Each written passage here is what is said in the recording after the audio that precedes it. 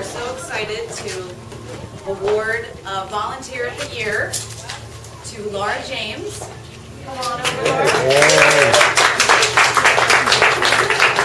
Laura's helped so much with our toxic program, helping to, the whole team put a presentation together, and so Laura has really, I think, expanded that so much. You want to tell people just a little bit about a couple of the highlights you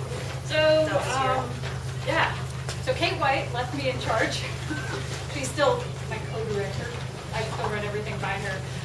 But she moved out to San Francisco area to work for Earth Justice and left me here with a green grant to manage. And the first awesome highlight was going down to Alaska Air and working with their green team and giving a presentation there for those. How many of you are familiar with the toxic presentation? A few of you. Okay. So I still have spots open for the green grant, so if you know a group of people, we actually changed it just a little bit. It used to be large organizations like businesses. So the idea was that we were finding big businesses in the Duwamish Basin. And now we're actually changing that just a bit to say small businesses with customers. And so we want to give it as a value add in the sense that this is a reason to bring people into your business. And so if you guys have a business or a pawn shop or whatnot that would love to bring 40 or 50 people together, kind of like what we did with the Whale Trail this last year in the guest speaker series, I'm about that. I'm also looking for volunteers who want to be involved in it. This was a volunteer program. It started out with like 6 or 8 incredible people led by Kate White to put together this amazing presentation and 7 simple solutions for how to reduce the amount of polluted runoff in the Puget Sound and help save Puget Sound. And they're simple actions that each and every one of you can do in your everyday life. They don't cost money. They don't take a lot of time. And that's the beauty of this program.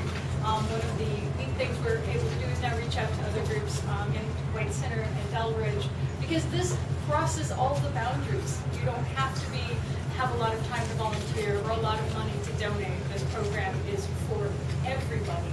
And it's a community program. It couldn't have come about without volunteers and teammates and incredible people.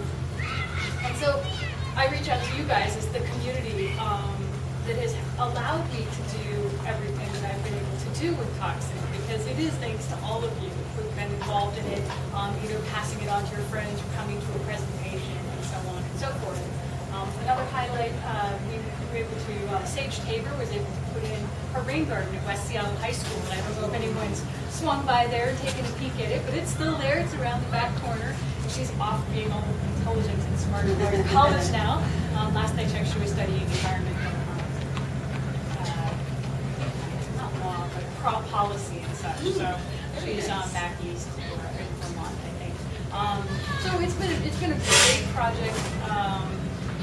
Again, it kind of gave me just a really personal bit on it here, is that it gave me an opportunity. I was out shooting all these videos of stormwater and underwater critters and just, had all this stuff to share, and I didn't have a vehicle to share it with through. And then when I saw in the West Seattle blog about Kate White's program, the toxic presentation, I was like, oh my gosh, and I'm hammering out an email as fast as I could to see if I could be involved. And through that, I've been able to help share the toxic response presentation, help share saving Puget Sound with my art, with what I love doing. And so it's really given me an opportunity to do what I love, and I owe that all to you guys, to the West Seattle community.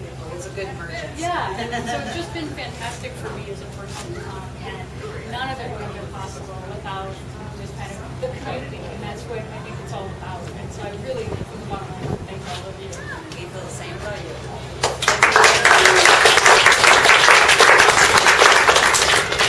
All right, then I think we've got a bunch of folks from the West Seattle Bike Connections.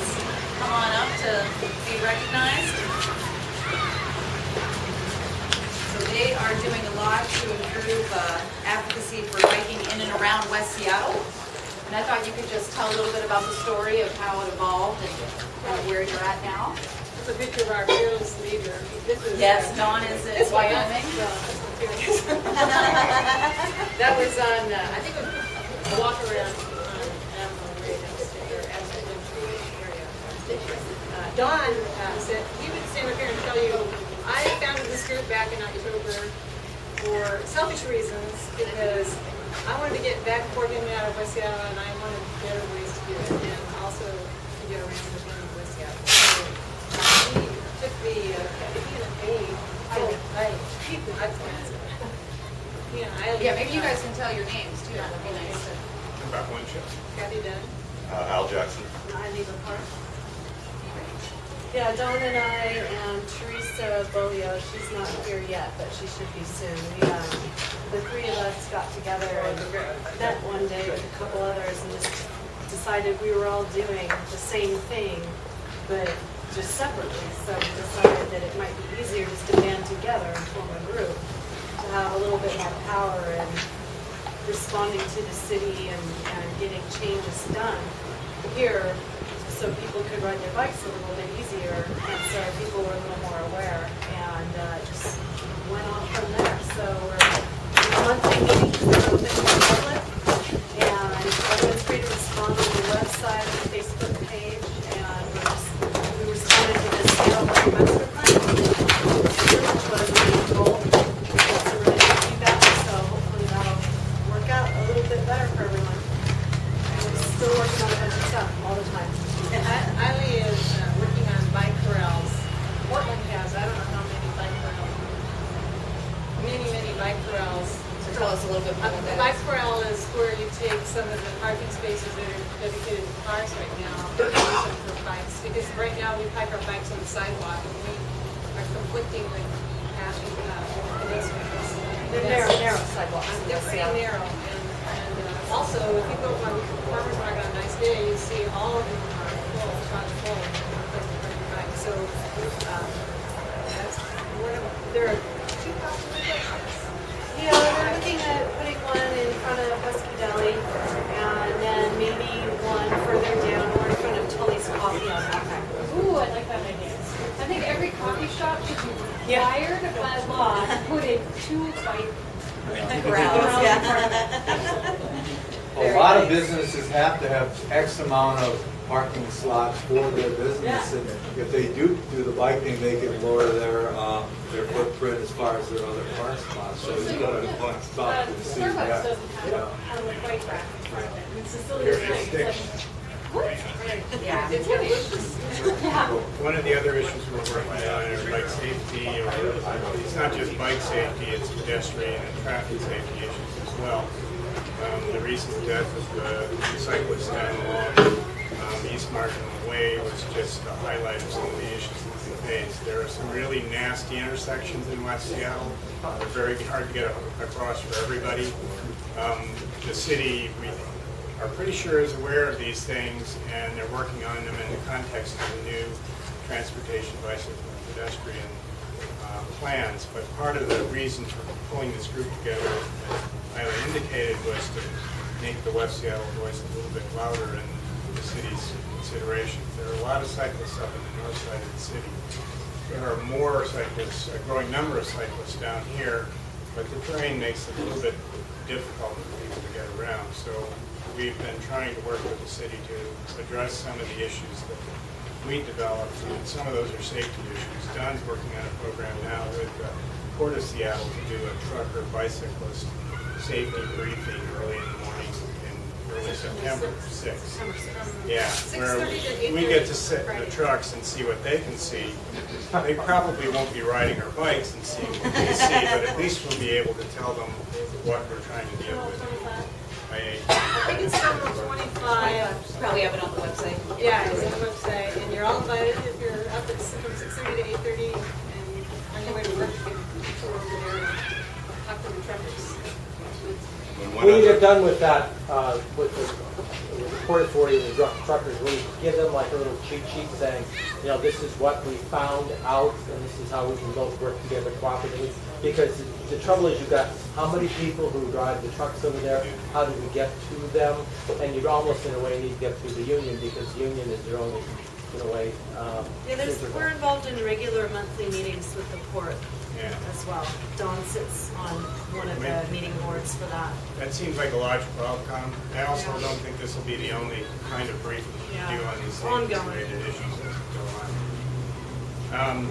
And then maybe, Al, you had another? Something else that we've done is making ourselves available to those who are interested in riding. I want to start riding to work. You know, we're people that, I myself like to work every day of the year unless the ground's frozen or my wife says I'm too sick. I love it. I have more miles on my bike than I do my car annually. So we make ourselves available to those that want to learn, you know, some of the tricks of the trade, if you will, the ins and outs. When we had Alki closed to traffic that day, you know, we had a booth there. We had obstacle course for kids, teaching them their safety, you know, right hand, left hand stop, look for cars. We were doing helmet fittings. Because a lot of people's helmets are riding way up here where their head's protecting their helmet instead of their helmet protecting their head. So we can do that. They had a little course, and they had like a slow race, kids, like they threw the kids together and they were to see how well they can perform.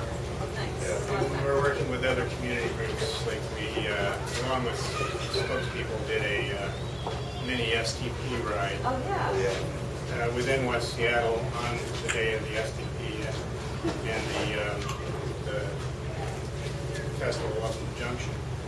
And some of the others, we've been working with some of the schools on trying to, if they're redoing the school, configure the grounds so that they will be able to accommodate bikes safely, taking kids on bike rides down here, things like that. So, Another individual is not here tonight.